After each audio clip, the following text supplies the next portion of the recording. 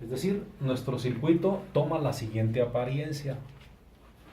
Estas dos se convirtieron en una sola que se llama resistencia equivalente 1.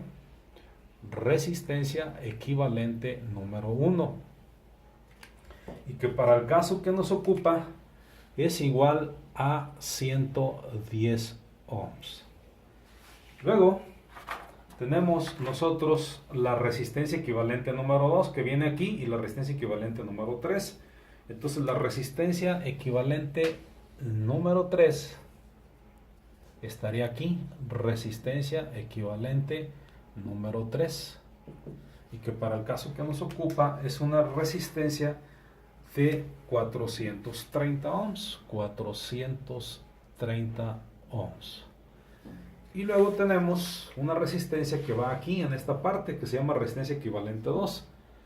Aquí va una resistencia que se llama resistencia equivalente número 2. Y que para el caso que nos ocupa es una resistencia de 1220 ohms. Y esta última, que es la resistencia equivalente 4, es la que va aquí. Resistencia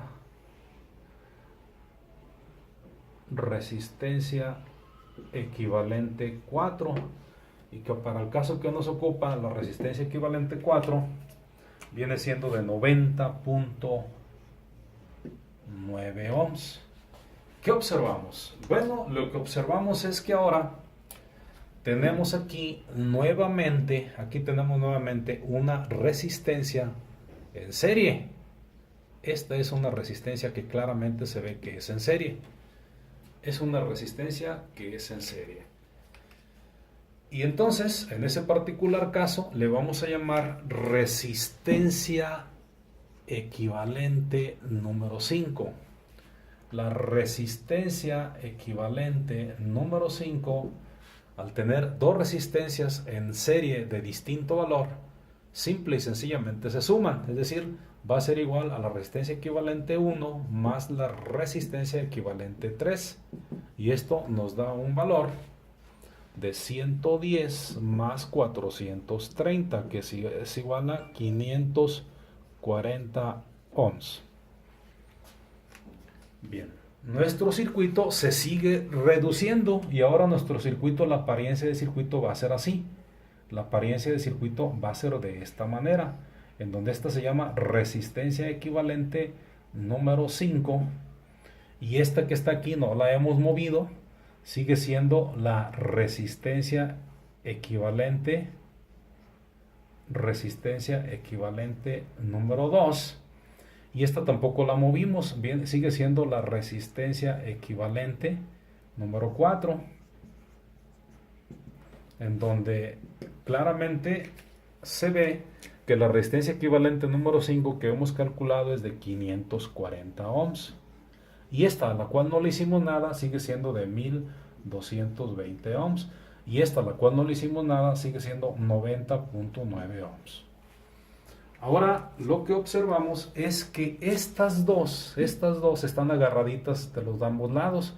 Entonces quiere decir que esta resistencia, esta y esta, están en paralelo.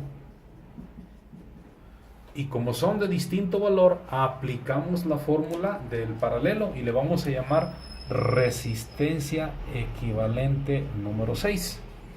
Así que la resistencia equivalente número 6 es igual, al aplicar el paralelo dice que es la multiplicación de estas dos entre la suma de ambas, entonces sería R equivalente 2 que multiplica a R equivalente 5 y todo esto dividido entre R equivalente 2 más R equivalente 5. Esto es 1220 por 540 entre 1220 más 540. Y al hacer la operación, la resistencia equivalente 6 nos da un valor de 1220 por 540 igual entre 1220 más 540. nos da un valor de 374.318 de ohms.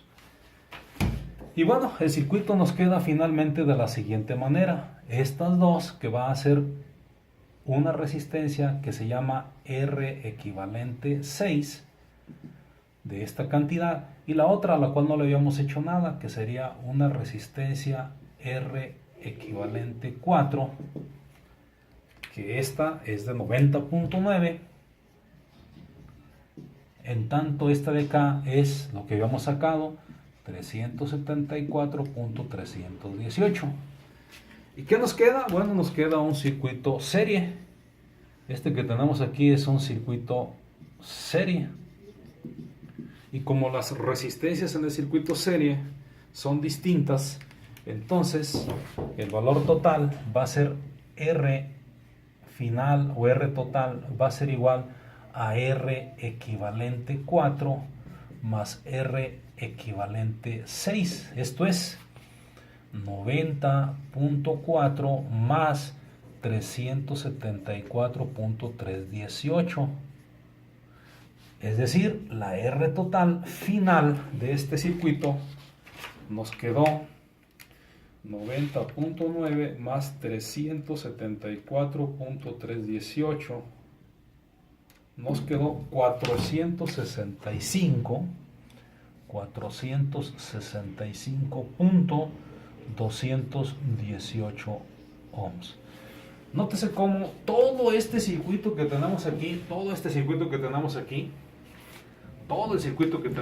todo este circuito, este es equivalente a una solita resistencia que se llama resistencia total o equivalente, o R equivalente, y que en este particular caso nos resultó de 465.218 ohms.